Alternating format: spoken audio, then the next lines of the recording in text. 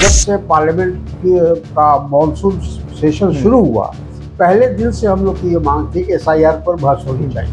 महाराष्ट्र के चुनाव के बाद से हम मांग रहे हैं कि भाई हमको डिजिटल उसकी जो सूची डाटा जो है उसकी सूची दीजिए। ऐसा लग रहा है कि उनको भारतीय जनता पार्टी ने चारों तरफ से घेर रखा है कि वो अपनी बात कहने में मजबूर। तो जो ऐसे लोग हैं जदयू में नीतीश कुमार के इर्द गिर्द जो सीधे तौर पर बीजेपी के एजेंट हैं, सिर्फ इसलिए कि वो नीतीश कुमार का बेटा है इसलिए उसको नेतृत्व सौंप दिया जाए, तो मैं समझता हूँ कि लोकतंत्र में ऐसा नहीं होता है। लोकतंत्र में आपको अपनी क्षमता भी दिखानी पड़ती है। रामविलास जी का भी जो राजनीति थी वो अपने जिसको कहते हैं सेल्फ इंटरेस्ट करते हैं। अच्छा, हाँ, कभी उन्होंने समाज के बारे में कुछ ऐसा नहीं किया। आप देखिए कि जब उनको अपनी पार्टी बनाया तो अपने भाइयों को एडजस्ट किया, अपने भतीजों को एडजस्ट किया। मान लीजिए पासवान समाज को बिलोंग करते थे या उसको रिप्रेजेंट करते थे, तो कभी उनके लिए कोई ऐसा काम नहीं किया। लोकतंत्र में जो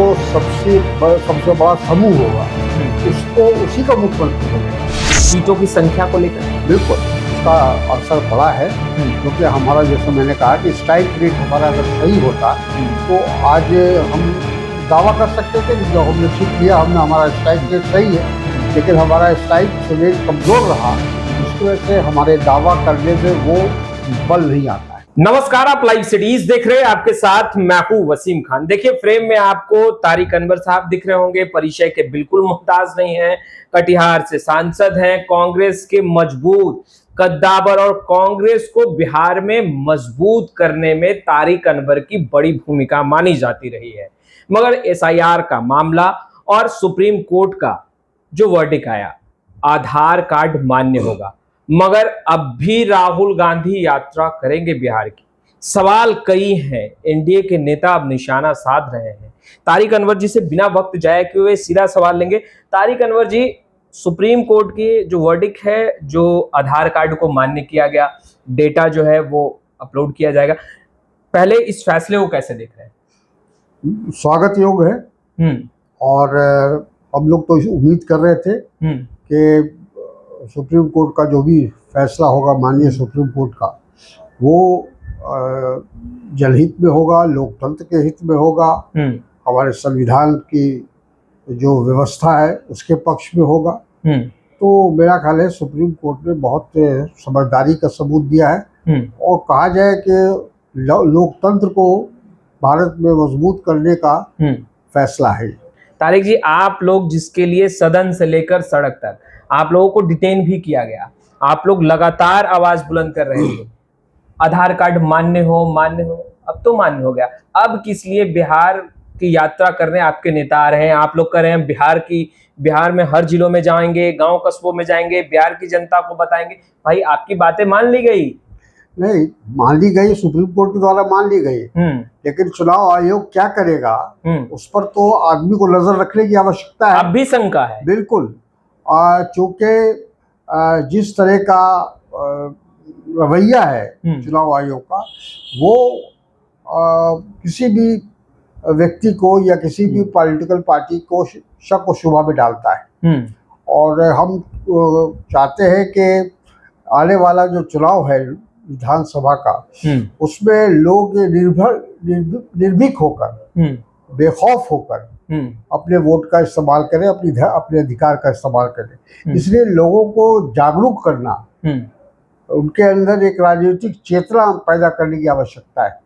और राहुल जी की जो ये यात्रा है वो लोगों को तो इस उनके अधिकार के बारे में, उनके लोकतांत्रिक जो व्यवस्था है उसके बारे में, वो सारी चीज़ों की वो जानकारी देंगे और बिहार के लोगों में एक नई जागृति पैदा होगी, हमको ऐसा लगता है। अच्छा, SIR के बीच में बयानबाजियां भी लगातार होती रही, एनडीए के नेता लगातार बयान देते रहे। दिलीप जायसवाल ने मनोज झा को, जो कि राज्यसभा सांसद है, उनको कह दिया कि वो भाई बांग्लादेशी हैं। तरह तरह के बयान जो हैं वो आते रहे। महागठबंधन को लेकर भी बयान आया कि महागठबंधन जब जब चुनाव आता है आप लोग घड़ियाली आंसू बहाने लगते हैं, आप लोग मुद्दे से हटकर बातें करने लगते हैं। देखिए, अब तो साबित हो गया। ठीक है, हम बातें करते थे, जब तक हमारे पास सबूत नहीं था तो हम अपनी बात को मनवाने में असफल थे। लेकिन जब राहुल जी ने जिस प्रकार से प्रेस कॉन्फ्रेंस करके और एक विधानसभा को लेकर, एक विधानसभा के अंदर कैसे वोटों की चोरी होती है, पूरे देश को छोड़ दीजिए, लेकिन एक विधानसभा के अंदर किस तरह से चोरी हुई और किस तरह से वहाँ का जो चुनाव का फैसला था वो कैसे बदला है, इस बात को उन्होंने बिल्कुल, जिसको कह सकते हैं कि एक मास्टर की तरह, एक नेता की तरह उन्होंने सारी बातों को रख दिया देश के सामने। तेजस्वी ने तो कहा आज प्रेस कॉन्फ्रेंस कर कि सबसे पहले यह मुद्दा आरजेडी ने, तेजस्वी यादव ने उठाया और एक बिहारी 100 पर भारी का नारा भी उन्होंने लगाया। उन्होंने कहा कि उसके बाद फिर राहुल गांधी ने इस पर पहल की और कदम आगे बढ़ाए, बेशक सराहनीय है। सभी इंडिया गठबंधन के घटक दलों को थैंक यू। देखिए, जहाँ तक बिहार का मामला है, बिहार के SIR के बारे में ये सही है कि आरजेडी ने और तमाम जो यहाँ गठबंधन के साथी हैं, सबों ने मिलकर इसको आवाज उठाई थी, उसकी ज्वाइंट प्रेस कॉन्फ्रेंस किया था यहाँ। लेकिन जहाँ तक वोट चोरी का सवाल है, ये तो राहुल गांधी जब महाराष्ट्र का चुनाव हुआ, जब हरियाणा का चुनाव हुआ, उसके बाद ही ये बात उभर कर सामने आई थी। और उसी समय उन्होंने इस बात को कहा था कि हम आने वाले समय में ये बताना चाहेंगे देश को, वासियों को, किस तरह से उनके वोट की चोरी हो रही है, जिसे चुनाव आयोग के डेटा ने मृतक बता दिया। उसके साथ राहुल गांधी चाय पर चर्चा करते दिखाई दिए। अब आगे आप लोग क्या कदम जो है वो उठाएंगे इसको लेकर? जैसा मैंने कहा कि पहले तो सबसे जरूरी है कि देश की जनता अपने वोट की कीमत को समझे और जो संवैधानिक अधिकार जो हमारे पूर्वजों ने हमको दिया है और लोकतंत्र को इस मुल्क में बनाने में जो हमारी भूमिका है या जनता की भूमिका है, उसको ज्यादा से ज्यादा मजबूत करने की आवश्यकता है। और राहुल गांधी और कांग्रेस पार्टी यही काम कर रही है, उसी दिशा में हम काम कर रहे हैं। हमारे तमाम इंडिया गठबंधन के साथी उसी के लिए काम कर रहे हैं। तो सबको लेकर हम इस बात को हमने उठाया गया है, पार्लियामेंट में उठाया गया, पार्लियामेंट से बाहर उठाया गया। पार्लियामेंट में हम लोग लगातार, जब से पार्लियामेंट का मॉनसून सेशन शुरू हुआ, पहले दिन से हम लोग की ये मांग थी कि SIR पर बहस होनी चाहिए। आप लोग एक बड़ा आरोप भी लगाते हैं, आप लोग कहते हैं चुनाव आयोग जो है वो बीजेपी के इशारे पर काम करती है। बिल्कुल, उसका अंदाजा तो जैसे कल अनुराग जी का जो प्रेस कॉन्फ्रेंस हुआ और उन्होंने भी एक तरह से जो राहुल गांधी जी कह रहे हैं कि वोटों की चोरी हो रही है या फेक वोटर्स बनाए जा रहे हैं, तो उन्होंने भी कहा कि 4-5 जगहों पर फेक वोटर्स बनाए गए हैं। इसका मतलब ये है कि बीजेपी भी उसको समर्थन कर रही है कि देश में चुनाव आयोग के नेतृत्व में या चुनाव उसके अधीन ये काम पहले से हो रहा है।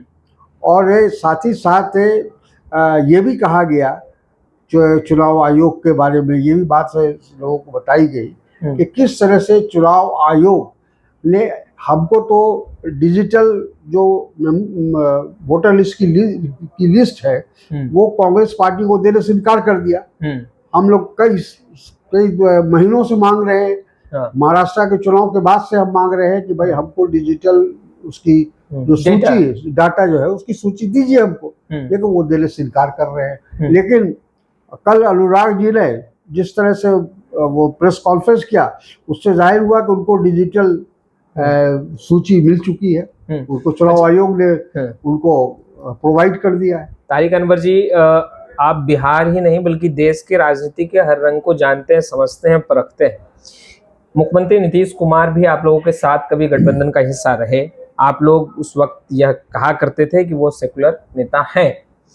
आज ये तमाम प्रक्रियाएं हो रही हैं, आप लोग सड़क से सदन तक और लगातार अब भी आवाज बुलंद कर रहे हैं।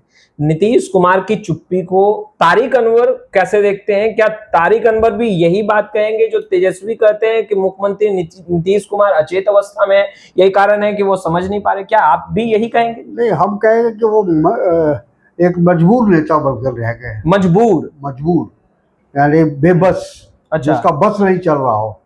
वो गए थे भारतीय जनता पार्टी में, ठीक है, अपनी हुकूमत को बचाने के लिए, अपनी गद्दी को बचाने के लिए।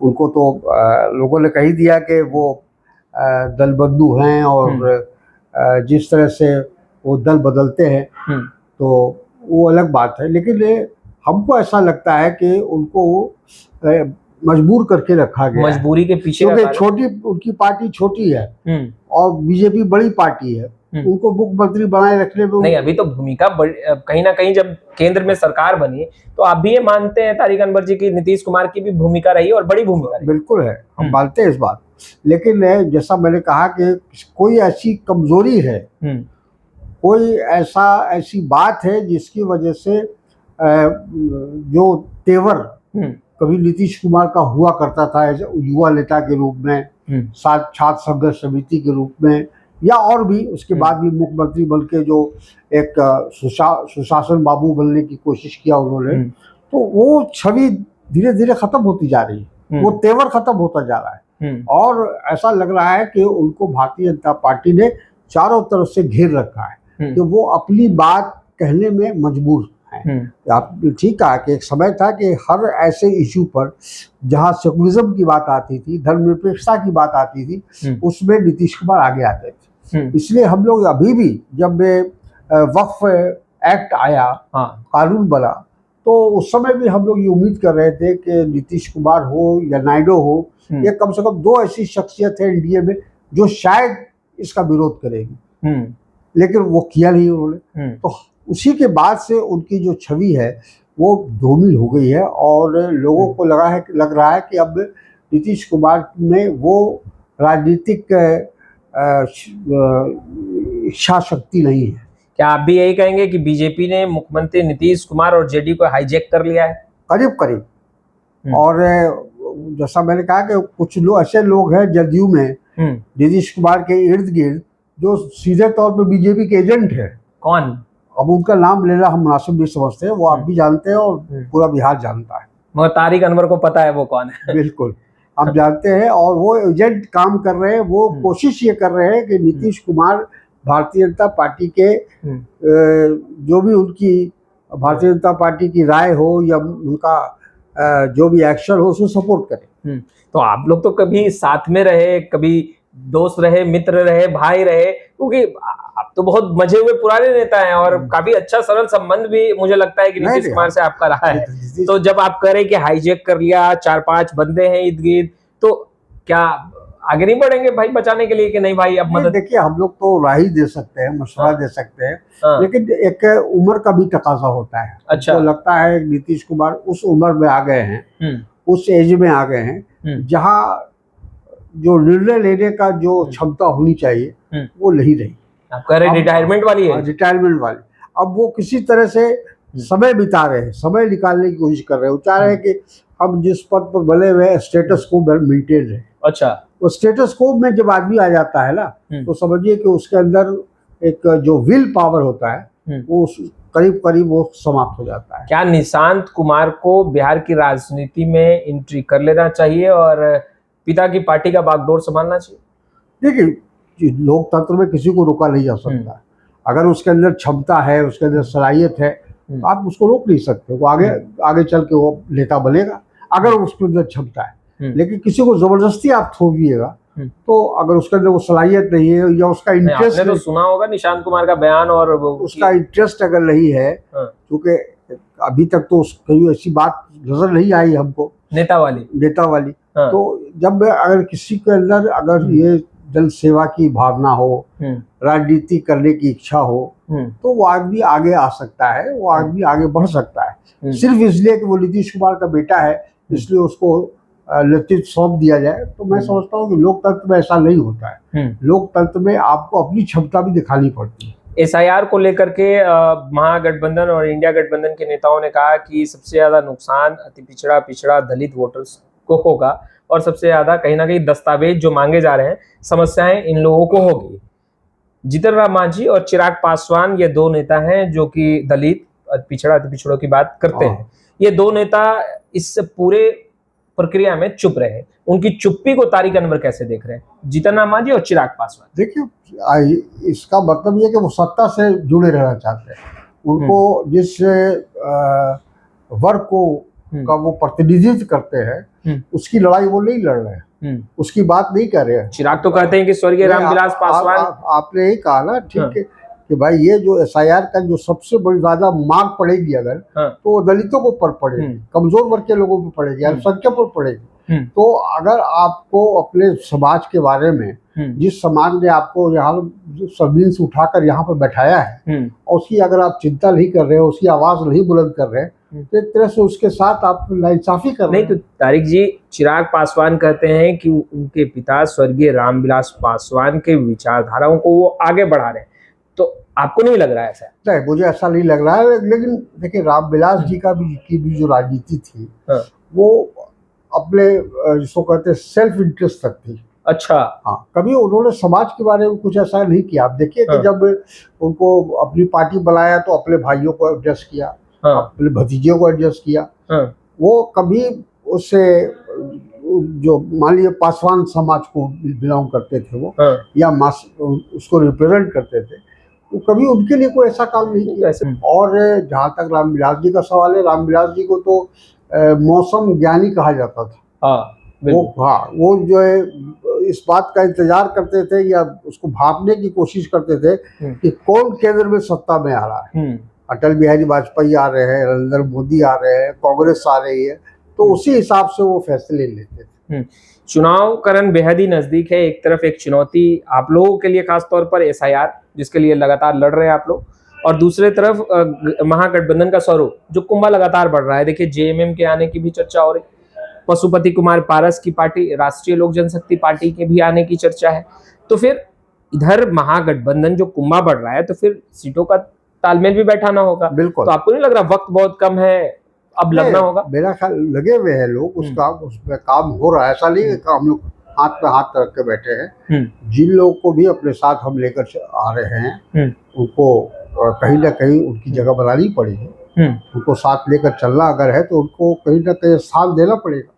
RLJP और JMM आ रही है साथ में, इस पे चर्चा हुई है? अभी तक तो ये जाहिर हो रहा है कि अभी तक तो वो आ रहे हैं। अब आ रहे हैं तो उसमें जो हमारा जो कोऑर्डिनेशन कमेटी है इंडिया गठबंधन का, वो तय करेगा। तेजस्वी यादव को CM फेस मानते हैं तारिक अनवर? मेरा ख्याल है कि लोकतंत्र में जिसकी जो बड़ी संख्या होगी, जो बड़ी पार्टी होगी, उसी का मुख्यमंत्री बनेगा। और अभी तक RJD ही बड़ी पार्टी है। तो तेजस्वी यादव को, क्योंकि चुनावी रण में, जनसभाओं में, जनता के बीच एक मैसेज तो आप लोगों को देना ही होगा कि हमारा CM फेस तेजस्वी यादव है, तो क्या आप लोग देंगे? अभी ये कांग्रेस पार्टी ने तय नहीं किया है, लेकिन जो हमने आपको बताया कि लोकतंत्र में जो सबसे बड़ा समूह होगा, उसको उसी का मुख्यमंत्री बनेगा। और आज की तारीख में RJD जो है इंडिया गठबंधन में सबसे बड़ी पार्टी है, और जो वो फैसला लेगी अपने नेता के लिए, अपने लीडरशिप के लिए, तो जाहिर है कि हम सब उनको सहयोग करेंगे। पिछले बार जब हम इंटरव्यू के लिए बैठे थे साथ में, तो उस वक्त आपका प्रभारी कृष्णा अल्लाबारू नहीं थे, और हालांकि सरगर्मियां तेज थी।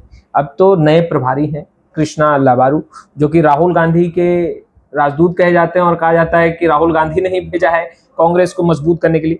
कृष्णा अल्लाबारू के बागडोर संभालने के बाद बिहार में कांग्रेस तारिक अनवर जी कितना मजबूत? देखिए, अभी कुछ कहा नहीं सकता, वो तो परिणाम बताएगा, रिजल्ट बताएगा कि कितना। आप लोग का सर्वे और लेकिन हम लोग इस बात को अच्छी तरह उम्मीद कर रहे हैं, जो पिछली बार जो हम लोग थोड़ी सी कसर रह गई थी, और हमारी सरकार, गठबंधन की सरकार नहीं मानी, उसमें कांग्रेस कमजोर थी, जिसमें दोष दिया गया कांग्रेस को। बिल्कुल, और सही भी था। कांग्रेस से का परफॉर्मेंस अगर अच्छा होता तो गठबंधन की सरकार बन गई होती। तो इस बार भी हम लोग इस बार के लिए बहुत तरह से कोशिश कर रहे हैं कि वो नौबत लाए, और हमारा जो परसेंटेज है या जो परफॉर्मेंस है वो बेहतर हो पिछली बार से। तो उसके लिए तैयारी हो रही है। और हमारे जो पर्यवेक्षक है या जो हमारे पदाधिकारी है, जो AICC से भेजे गए हैं, अभी स्क्रीनिंग कमेटी आई हुई है, तो वो सब लोग कोशिश तो ही करेंगे कि हमारा परफॉर्मेंस बेहतर हो, पिछली बार की तरह हमारा स्ट्राइक रेट कमजोर ना हो। आपको लग रहा है तारिक अनवर जी कि 2020 में जिस तरीके से परिणाम आए, जिसका जिक्र अभी हम लोग बैठ के कर रहे हैं, अभी 2025 का बिहार विधानसभा चुनाव है, काफी कांग्रेस को फजीहत झेलना पड़ रहा है सीटों की संख्या को लेकर? बिल्कुल, उसका असर पड़ा है, क्योंकि हमारा, जैसे मैंने कहा कि स्ट्राइक रेट हमारा अगर सही होता तो आज हम दावा कर सकते थे कि जो हमने सीट लिया, हमारा स्ट्राइक रेट सही है। लेकिन हमारा स्ट्राइक रेट कमजोर रहा, जिसकी वजह से हमारे दावा करने में वो बल नहीं आता है। तारिक अनवर को क्या लगता है बिहार में कांग्रेस को कितनी सीटों पर चुनाव लड़ना चाहिए? देखिए, हम लोग तो चाहेंगे कि जो पिछली बार लड़े उतने सीट पर लड़े, लेकिन क्योंकि कई नई पार्टियां भी हमारे साथ जुड़ रही हैं, हमारे साथ आ रही हैं, उनको भी एकोमोडेट करना है। तो जो फार्मूला हमारा कोऑर्डिनेशन कमेटी बनाएगा, उस फार्मूले को हम लोग मानेंगे, सब तय करेंगे साथ में मिल बैठ कर मिलकर। तो आपने बातचीत के जरिए ही समस्या का समाधान होगा। और तारिक अनवर ने स्पष्ट रूप से कहा कि जो भूल चूक 2020 में हुई इस बार तो कतई नहीं होगा। ग्राउंड जीरो पर भी काफी सक्रिय हैं, अपने लोकसभा क्षेत्र में भी काफी सक्रिय हैं, लोकप्रिय हैं और मददगार हाथ माने जाते हैं तारिक अनवर। फिलहाल इस वीडियो में इतना ही। अब तक आपने हमारे चैनल को सब्सक्राइब नहीं किया है, तुरंत सब्सक्राइब कर ले। आपका बहुत बहुत शुक्रिया।